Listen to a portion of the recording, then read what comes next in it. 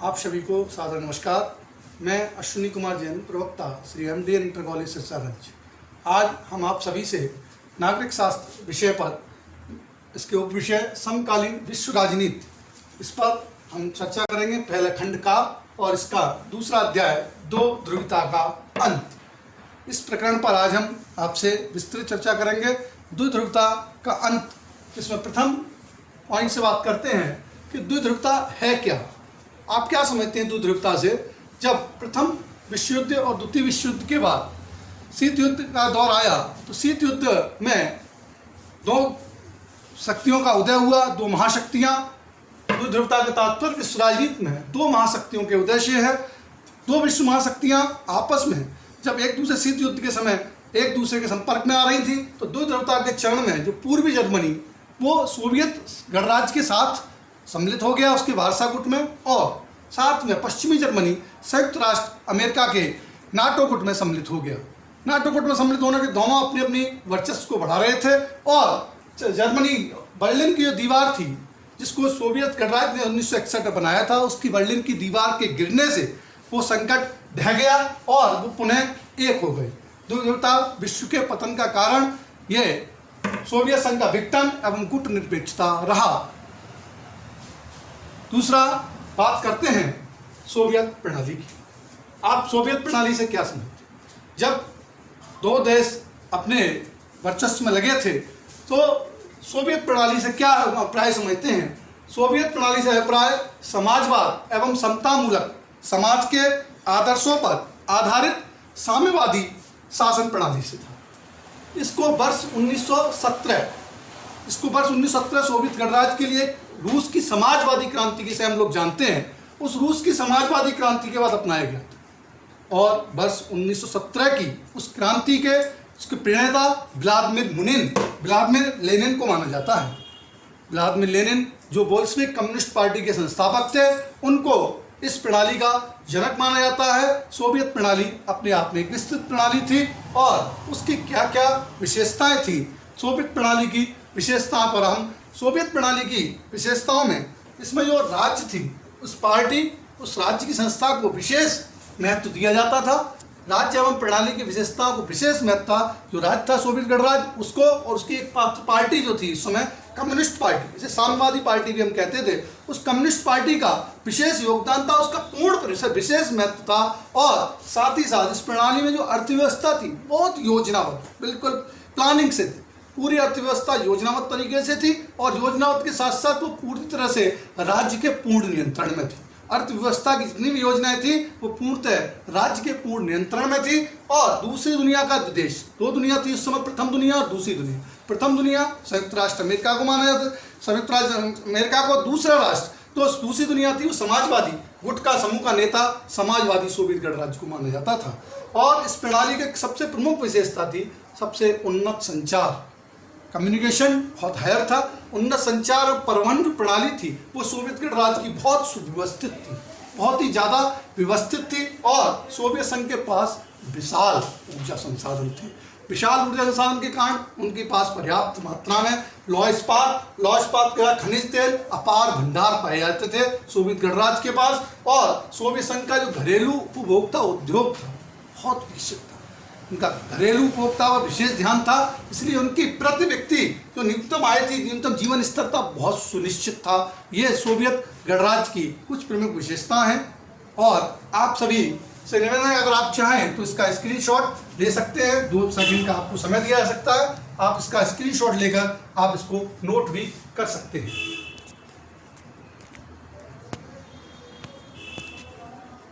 कितनी देर रहेगी हुई?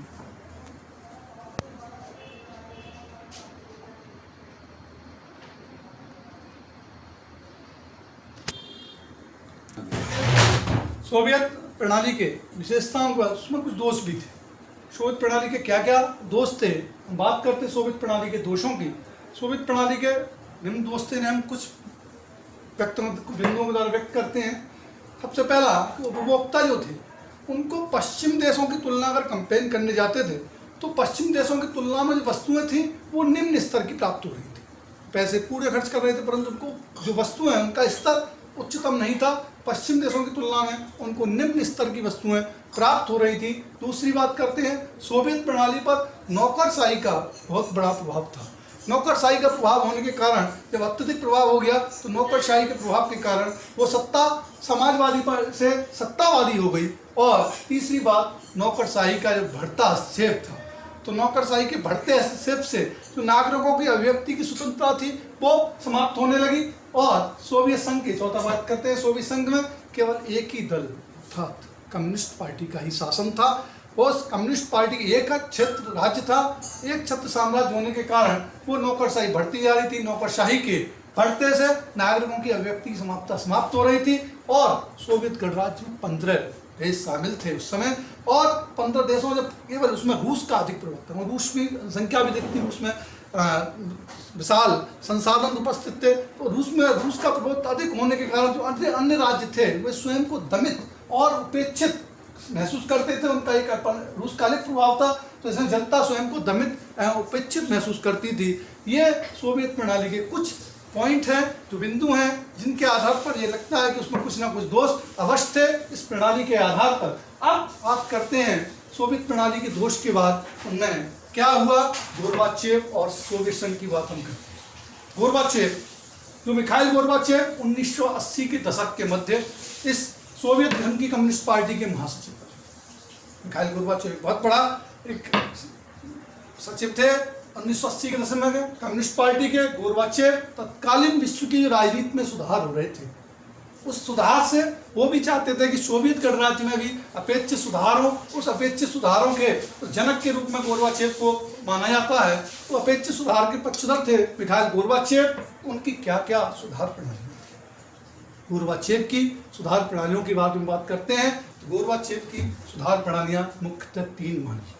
सुधार तो उन्होंने बहुत किए, पर मुख्यतः 3 प्रणालियाँ उनकी हम मुख्य रूप से मानते हैं। सबसे पहले ग्लास्नोस्ट अर्थात खुलापन। ग्लास्नोस्ट अर्थात खुलापन से क्या अभिप्राय है? ग्लास्नोस्ट को हम क्या समझते हैं? ग्लास्नोस्ट अर्थात खुलापन। खुलापन का मतलब कि गोर्बाचेव ने वर्ष 1985 में जो सोवियत प्रणाली थी, उस सोवियत प्रणाली के सुधार की दिशा में सोवियत संघ की वास्तविकता के बारे में बताया कि सोवियत संघ की वास्तविकता ज्ञान क्या है। उन्होंने उसके बारे में ज्ञान का अर्थात ग्लास्नोस्ट की प्रणाली अपनाई। सोवियत संघ की ज्ञान के वास्तविकता के ज्ञान में उसको प्रणाली को ग्लास्नोस्ट की प्रणाली कहेगी। इस सुधारों के द्वारा गोर्बाचेव ने एक नए समाज के अस्तित्व की स्वीकृति दी कि एक नया सोशल, एक नया समाज बन सकता है उस ग्लास्नोस्ट की प्रणाली से। और अगर आपको किसी को भी इसका नोट्स बनाने हैं तो वो इसका 2 सेकंड में स्क्रीनशॉट ले सकता है।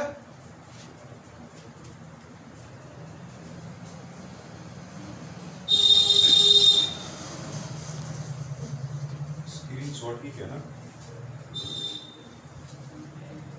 अब बात करते हैं, स्क्रीनशॉट आपने ले लिया होगा। सेकंड पॉइंट, पेरेस्ट्रोइका अर्थात पुनर्रचना। पेरेस्ट्रोइका अर्थात पुनर्रचना से क्या? दूसरी प्रणाली है गोर्बाचेव की पेरेस्ट्रोइका अर्थात पुनर्रचना। इसमें किसी भी प्रकार के परिवर्तन का प्रारंभ, किसी भी चेंज चाहते हैं तो किसी भी प्रकार के परिवर्तन का प्रारंभ अगर करना चाहें हम तो दबाव की जगह अगर सहमति से किए जाए। गोर्बाचेव का मानना था प्रेशर नहीं डालना, हमें सहमति से काम कराना। तो उनका उद्देश्य था इस प्रणाली में, इसमें किसी भी प्रकार के परिवर्तन का प्रारंभ दबाव की अपेक्षा सहमति से किया जाए। दबाव की सहमति से कराने के लिए उन्होंने एक नया नाम दिया उस प्रणाली को, उस क्रोनी नाम से।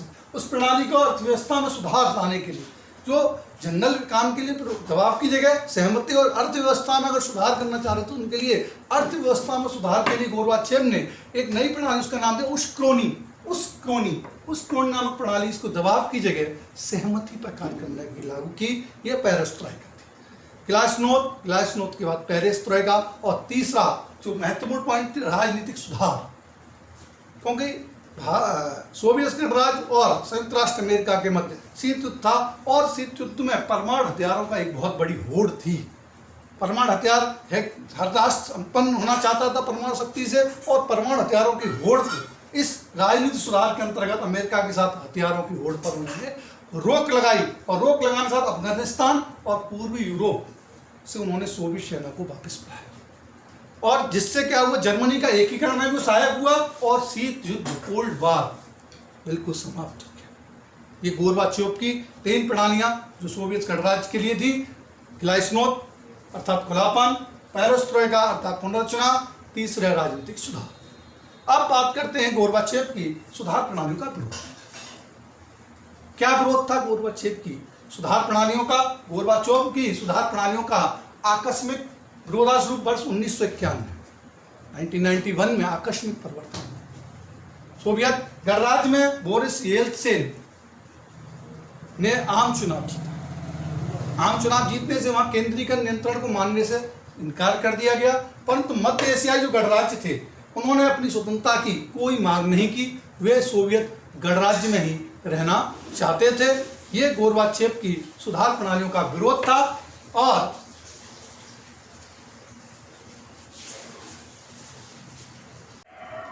गोर्बाचेव की सुधार प्रणालियों का विरोध हुआ 1991 में बोरिस येल्त्सिन ने आम चुनाव जीता। तो आम चुनाव जीतने के बाद क्या परिवर्तन हुए उनके बाद में विचार करते हैं, बात करते हैं सोवियत संघ का विघटन। सोवियत संघ का विघटन दिसंबर 1991 में बोरिस येल्त्सिन जो रूस के प्रथम राष्ट्रपति बने, उनके नेतृत्व में सोवियत संघ के 3 बड़े गणराज्य, 3 रूस, यूक्रेन और बेलारूस, इन तीनों के द्वारा सोवियत संघ के विघटन की घोषणा की, समाप्ति की घोषणा की गई और घोषणा की समाप्ति के साथ सोवियत संघ का अंत हो गया। 3 राष्ट्र थे सोवियत गणराज्य के, रूस, यूक्रेन और बेलारूस। इन तीनों के द्वारा सोवियत संघ के विघटन की घोषणा की गई और सोवियत संघ का अंत हुआ। ऐसे गणराज्य जो स्वयं को सोवियत संघ से अलग करना चाह रहे थे, मांग कर रहे थे, उन्होंने एक स्वतंत्र होकर एक राष्ट्र का निर्माण किया और साथ ही साथ कम्युनिस्ट पार्टी जो थी उस पर पूर्ण रूप से प्रतिबंध लगा दिया और पूर्व के सोवियत गणराज्यों ने पूरी पूंजीवाद तथा लोकतंत्र को अपना आधार बना लिया। ये कारण रहे सोवियत संघ के विघटन के। कि सोवियत संघ का विघटन कैसे हुआ? दिसंबर 1991 में बोरिस येल्त्सिन के नेतृत्व में 3 राज्यों ने, रूस, यूक्रेन और बेलारूस ने इसकी घोषणा की थी। तो क्या कारण रहे सोवियत संघ के विघटन के, उस पर हम विचार करते हैं। सोवियत संघ के विघटन के प्रमुख कारण क्या थे? सोवियत संघ के प्रमुख कारण सबसे पहले थे कि उनकी जो राजनीतिक संस्थाएं थी सोवियत संघ की, वो राजनीतिक संस्था कमजोर हुई। जब राजनीतिक संस्था कमजोर होगी तो जो व्यक्तियों की आकांक्षाएं थी, इच्छाएं थी, उन इच्छाओं और आकांक्षाओं को वे पूर्ण रूप से पालन नहीं करा पा रहे थे। उनकी जनता की आकांक्षा और इच्छाओं की पूर्ति राजनीतिक संस्था नहीं कर पा रही थी। ये सोवियत संघ के विघटन का प्रमुख कारण था। दूसरा कारण बात करते हैं सोवियत संघ की आर्थिक संस्था। सोवियत संघ की आर्थिक जो संस्थाएं थी वो भी कमजोर हो रही थी। जब आर्थिक संस्थाएं कमजोर होती है तो उनकी उपभोक्ता की वस्तुएं मिल रही थी, उन उपभोक्ताओं की वस्तुओं की देश में लगातार कमी होती जा रही थी। आर्थिक संस्थाओं की जब कमी हो रही थी तो उपभोक्ता वस्तुएं देश में लगातार कमी होती जा रही थी। यह भी एक कारण था। तीसरा कारण था कि देश की जो पश्चिमी अर्थव्यवस्था जनता थी, वो जनता का पश्चिमी अर्थव्यवस्था पर रुझान, झुकाव बहुत एक कारण था।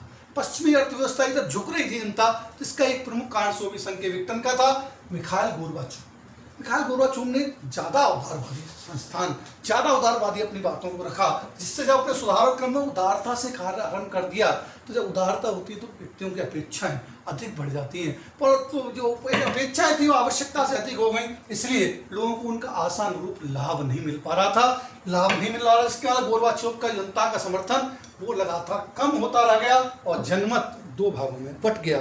ये मुख्य कारण रहे सोवियत संघ की जो जनता की राष्ट्रवादी भावना थी, उस राष्ट्रवादी भावना में संप्रभुता की इच्छा के उभार, संप्रभुता की जो इच्छा थी कि सोवियत संघ हम भी अपने कुछ हैं, तो उसने सोवियत संघ के विघटन में महत्वपूर्ण योगदान दिया। यह मुख्य कारण रहे सोवियत संघ के विघटन के। उनकी राजनीतिक संस्थाओं का कमजोर होना, उनकी आर्थिक संस्थाओं का कमजोर होना, जनता का पश्चिमी अर्थव्यवस्था झुकाव होना, मिखाइल गोर्बाचेव की उदारवादी नीतियों का विरोध होना और गोर्बाचेव का जनता के अंदर समर्थन कम होना और सोवियत संघ का जब जनता में राष्ट्रवादी भावनाओं के प्रति अधिक उभार होना, ये सब कारण सोवियत संघ की विघटन के रहे। सोवियत संघ के विघटन के कारण के बाद इसके क्या परिणाम निकल गए, क्यों विघटन हुआ, तो विघटन के पश्चात उसके रिजल्ट क्या है, क्या परिणाम रहे सोवियत संघ के परिणाम, विघटन के, सोवियत संघ के विघटन के परिणाम। सोवियत संघ के विघटन के निम्न परिणाम प्राप्त।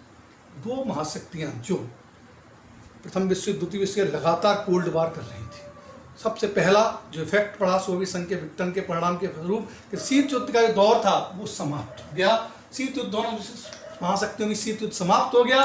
दूसरा, जब शीत युद्ध समाप्त हुआ तो जो हथियारों की होड़ थी, हथियारों की प्रतिस्पर्धा थी दोनों महाशक्तियों के बीच में, सोवियत संघ के विघटन के समाप्ति के बाद वो हथियारों की होड़ की प्रतिस्पर्धा समाप्त हो गई। तीसरी बात करते हैं, द्विध्रुवता का अंत हो गया। जो द्विध्रुवी चल रहा था वो द्विध्रुवता का अंत हो गया। द्विध्रुवता के अंत के साथ अमेरिका उसके बढ़ते वर्चस्व से पूंजीवादी अर्थव्यवस्था के रूप में एक बहुत बड़ी अर्थव्यवस्था के रूप में बनकर उभरा, और सोवियत संघ के जब विघटन हो गया तो उसके उपरांत नए देशों का उदय हुआ। ये सोवियत संघ के परिणाम निकल के आए विघटन के। सोवियत संघ के विघटन से शीत युद्ध का दौर समाप्त हुआ, हथियारों की होड़ की प्रतिस्पर्धा समाप्त हुई और द्विध्रुवता का अंत हुआ और नए देशों का उदय हुआ।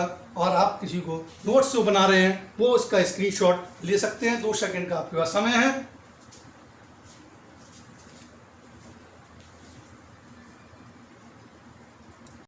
सोवियत संघ के विघटन के उपरांत जब सोवियत संघ का विघटन हो चुका तो सोवियत संघ के उत्तराधिकारी के रूप में किसका उदय हुआ उस पर से बात करते हैं। सोवियत संघ के उत्तराधिकारी के रूप में रूस का उदय। रूस विशाल संसाधन युक्त था, उसकी जनसंख्या भी दिखती।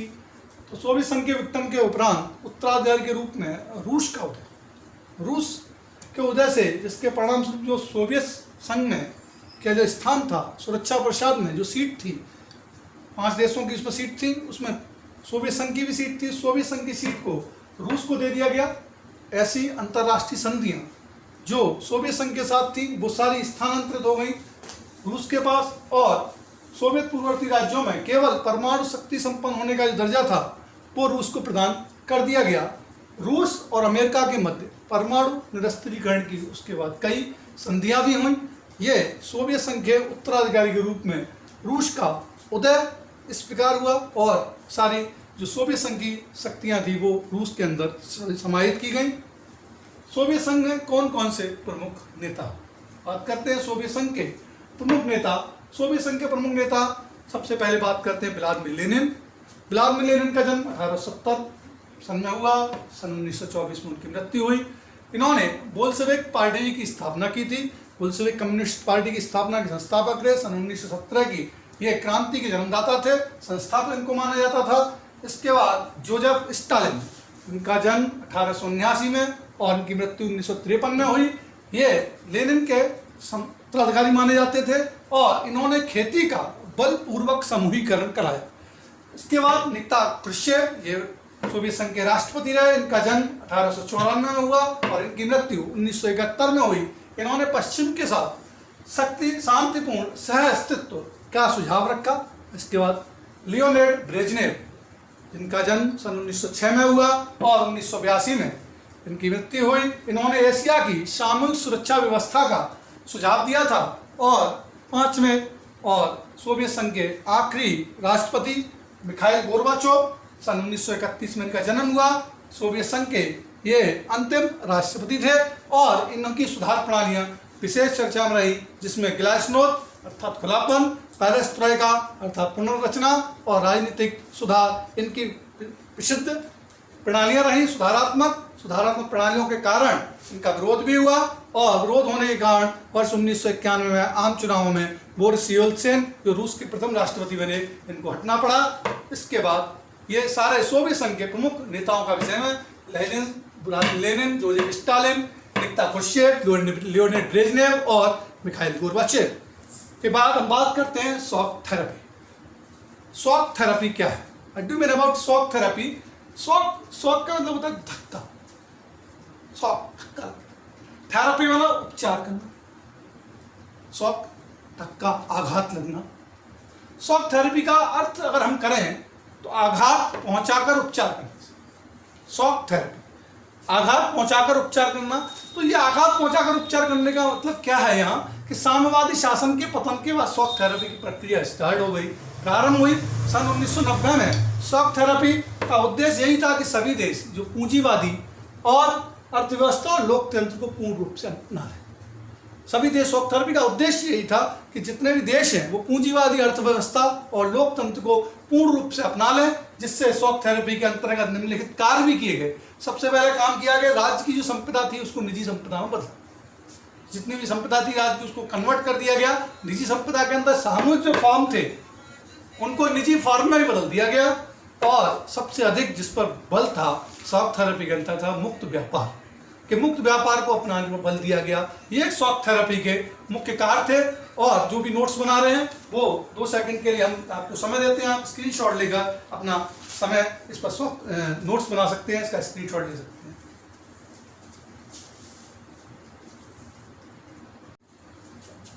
शॉक थेरेपी का अर्थ आपको बताया कि आघात करके उपचार करने से था, और शॉक थेरेपी में पूंजी अर्थव्यवस्था के विषय में बताया गया, उसको लोकतंत्र को अपनाने में। तो शॉक थेरेपी के परिणाम क्या निकल के बात करते हैं। शॉक थेरेपी के परिणाम, शॉक थेरेपी के निम्न परिणाम प्राप्त हुए। सबसे पहले जो रूस का औद्योगिक ढांचा, जो राजनीतिक औद्योगिक ढांचा पूर्ण रूप से हिल गया, पूर्ण रूप से आउट ऑफ कंट्रोल चला गया। इसके परिणाम स्वरूप अर्थव्यवस्था में लगभग बहुत सारी गिरावट आ गई। लगभग 90% उद्योगों को निजी हाथों अथवा कंपनियों को बेच दिया गया, जिससे इतिहास की सबसे बड़ी गैरेज सेल के नाम से सबसे बड़ा इफेक्ट था शॉक थेरेपी का, कि लगभग 90% जो उद्योग धंधे थे उनको निजी हाथों कंपनी में बेच दिया जाना, उसे गैराज सेल के नाम से जाना जाता है।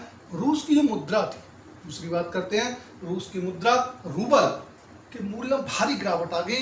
रूस की भारी गिरावट आने से इससे मुद्रास्फीति की दर बढ़ गई।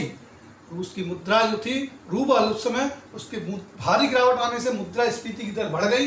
रूस के लगभग 1500 बैंक, जिसमें इनकॉम जैसे बड़े बैंक भी थे और अन्य वित्तीय संस्थान, शॉक थेरेपी के कारण दिवालिया घोषित हो गए।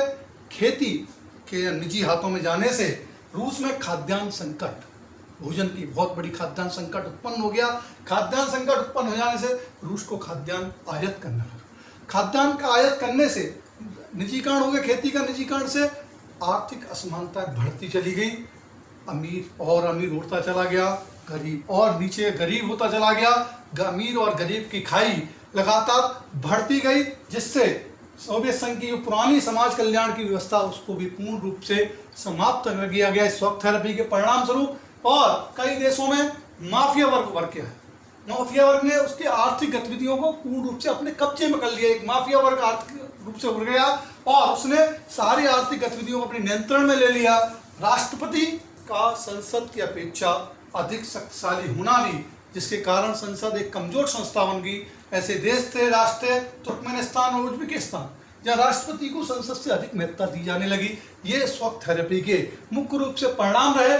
शॉक थेरेपी का औद्योगिक ढांचा रूस का था हिल गया था, 90% उद्योग निजी हाथों में चले गए, जिससे बहुत सारी इतिहास गैरेज सेल की जानते हैं। मुद्रा जो थी उसकी रूबल के मूल्य में भारी गिरावट आई और 1500 बैंक वित्तीय संस्थान शॉक थेरेपी दिवालिया हो गए और खेती के निजी संस्थान में आर्थिक विषमता पैदा हुई, माफिया वर्ग उत्पन्न हुआ और राष्ट्रपति का संसद की अपेक्षा अधिक शक्तिशाली। सब परिणाम शॉक थेरेपी के कारण। अब शॉक थेरेपी के परिणाम स्वरूप अब क्या उत्पन्न हो? संघर्ष और तनाव। बात करते संघर्ष और तनाव, स्ट्रगल। जब सोवियत संघ का विघटन हो गया तो सोवियत संघ के विघटन के बाद कहाँ संघर्ष उत्पन्न हुआ, तनाव उत्पन्न हो गया, क्योंकि सब राष्ट्र अपनी अपनी संप्रभु की इच्छा रखते थे। सबके अंदर अपनी अपनी शक्ति बढ़ाने की शक्ति थी और सभी संप्रभु की इच्छा के साथ संघर्ष और तनाव क्या रहा। सोवियत संघ के विघटन के उपरांत राष्ट्र गणराज्यों में एक संघर्ष और तनाव की स्थिति उत्पन्न हो गई। संघर्ष और तनाव की स्थिति उत्पन्न होने से चेचन्या और दागिस्तान, दो गणराज्य रूस के, उनमें लगभग 10 वर्षों तक संघर्ष, चेचन्या और दागिस्तान में। इसके बाद तजाकिस्तान, उसमें 10 वर्ष तक गृह युद्ध चला। तजाकिस्तान में 10 वर्ष तक गृह युद्ध चला। जॉर्जिया के 2 प्रांत स्वतंत्रता के लिए सालों लड़ते रहे और यूक्रेन, किर्गिस्तान, जॉर्जिया, इनमें शासन को समाप्त करने के लिए काफ़ी समय तक युद्ध चला। ये संघर्ष और तनाव के मुख्य कारण रहे सोवियत संघ में। सोवियत संघ के विघटन के उपरांत इन देशों में Dagestan, Chechnya, Tajikistan, Georgia, Ukraine, ये सब किसमें रहे? संघर्ष और तनाव कांड में गृह युद्ध, कुछ ना कुछ हिंसक घटनाएं, तनाव पैदा रहा। कारण क्या? संघर्ष और तनाव के कारण क्या? बात करते हैं संघर्ष एवं तनाव के कारणों की। संघर्ष कहाँ, तनाव क्यों उत्पन्न होता है? हर व्यक्ति, हर राज्य, हर राष्ट्र अपनी संप्रभुता चाहता है, अपने को शक्तिशाली बनाना चाहता है, हर व्यक्ति अपनी आकांक्षा रखते हैं। तो उन संघर्ष और तनाव के प्रमुख कारण उस समय क्या रहे? बात करते हैं संघर्ष एवं तनाव के प्रमुख कारण की। संघर्ष एवं तनाव के मुख्य कारण, सबसे पहला कारण मध्य एशियाई जो गणराज्य थे उन पर विशाल पेट्रोलियम संसाधन। संयुक्त राष्ट्र अमेरिका भी चाहता था कि विशाल पेट्रोल संसाधन मेरे पास हो, रूस भी चाहता था विशाल पेट्रोल संसाधन मेरे पास हो। तो उनमें इस बात को लेकर संघर्ष और तनाव था। हर रूसी गणराज्य जो बन गया था वो भी चाहता था विशाल गणराज्य जो विशाल पेट्रोल संसाधन मेरे पास रहे। दूसरी बात करते हैं अमेरिका द्वारा जो मध्य एशियाई क्षेत्र थे, मध्य एशियाई क्षेत्रों में सैनिक संगठन बने, ये एक संघर्ष और तनाव की विशेष कारण था। तीसरी बात करते हैं रूस की भी इच्छा थी कि ये सारे गणराज्य मेरे अधीन रहें, मेरे प्रभाव में रहें। और उस समय यूगोस्लाविया का विभाजन हो गया। यूगोस्लाविया के विभाजन से भी ये संघर्ष और तनाव उत्पन्न हुआ। और एक और बात थी, खनिज तेल एवं अन्य इसी प्रकार के संसाधन कहीं मिल रहे थे, तो वहाँ चीन ने भी अपना इंट्रैक्शन किया, चीन ने भी अपना उसमें प्रवेश करना शुरू कर दिया। तो ये सब संघर्ष एवं तनाव के प्रमुख कारण रहे। मध्य एशियाई गणराज्य से विशाल पेट्रोलियम संसाधन थे, अमेरिका द्वारा मध्य एशियाई क्षेत्र में अपना सैनिक शासन स्थापित करना, रूस का इन गणराज्यों पर प्रभाव रखना, यूगोस्लाविया विभाजन हो जाना और चीन का खनिज तेल और उसके प्रति रुझान बढ़ना, प्रवेश करना, ये सब संघर्ष और तनाव के कारण थे। आप सभी जो नोट्स बना रहे हैं उनसे निवेदन है कि अपना स्क्रीनशॉट 2 सेकंड में ले सकते हैं।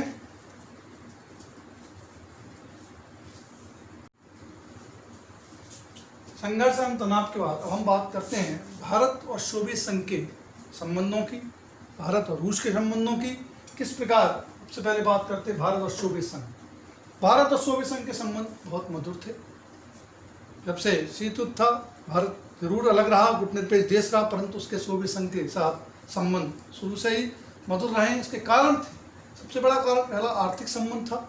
सोवियत संघ ने भिलाई, बोकारो, विशाखापत्तनम की जो इस्पात की कारखाने थे उसमें सार्वजनिक क्षेत्र में अपनी कंपनियों में सहायता की। और साथ ही भारत में विदेशी मुद्रा की कमी थी, तो भारत की विदेशी मुद्रा की कमी में उसने रुपए, जो हमारी भारतीय मुद्रा, उसको माध्यम बनाकर व्यापार में सहायता की। दूसरा राजनीतिक संबंध, कश्मीर का संबंध, कश्मीर का मसला संयुक्त राष्ट्र संघ में उठता है, तो कश्मीर के मसले पर सदैव सोवियत संघ ने भारत का समर्थन किया। इससे हमारे राजनीतिक संबंध बहुत मधुर हुए। सैन्य संबंध, सोवियत संघ के साथ सबसे अधिक संबंध सैन्य संबंध में थे। भारत ने सोवियत संघ के सैन्य तकनीक उपलब्ध करा दी और उनको बहुत सैन्य तकनीकें समझाने और सैन्य तकनीक प्रदान करने का एक संबंध किया, वो सैन्य संबंध था। और सांस्कृतिक संबंध, भारतीय संस्कृति, कला एवं हिंदी फिल्में सोवियत संघ में आज भी बहुत प्रचलित हैं। और ये चारों कारण सोवियत संघ के साथ मधुर संबंधों के थे, आर्थिक संबंध, राजनीतिक संबंध, सैन्य संबंध और सांस्कृतिक संबंध। अब बात करते हैं हम आज के दौर में, वर्तमान में भारत और रूस के क्या, पहले जब से सोवियत संघ का विघटन हुआ, भारत और रूस के क्या संबंध थे, भारत और रूस के मध्य क्या संबंधों से क्या लाभ रहे। और सबसे पहले बात करते हैं भारत और रूस के मध्य संबंध बहुत घनिष्ठ हैं, अति घनिष्ठ संबंधों को भारत और रूस के साथ माने जाते हैं। भारत के बिंदु हैं, मैं कुछ बिंदुओं में आपको चर्चा करूंगा, ये इस अध्याय का अंतिम पॉइंट है।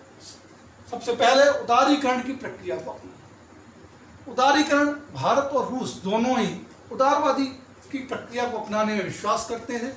वर्ष 2000 में रूस के राष्ट्रपति व्लादिमीर पुतिन ने भारत के साथ नए रिश्तों की सकारात्मक दिशाएं प्रदान की, कई समझौतों पर हस्ताक्षर किए, कई आधिकारिक पत्रों पर हस्ताक्षर किए। ये उदारीकरण की प्रक्रिया को दोनों देश अपनाते हैं। दूसरी बात करते हैं भारतीय संस्कृति को बढ़ावा।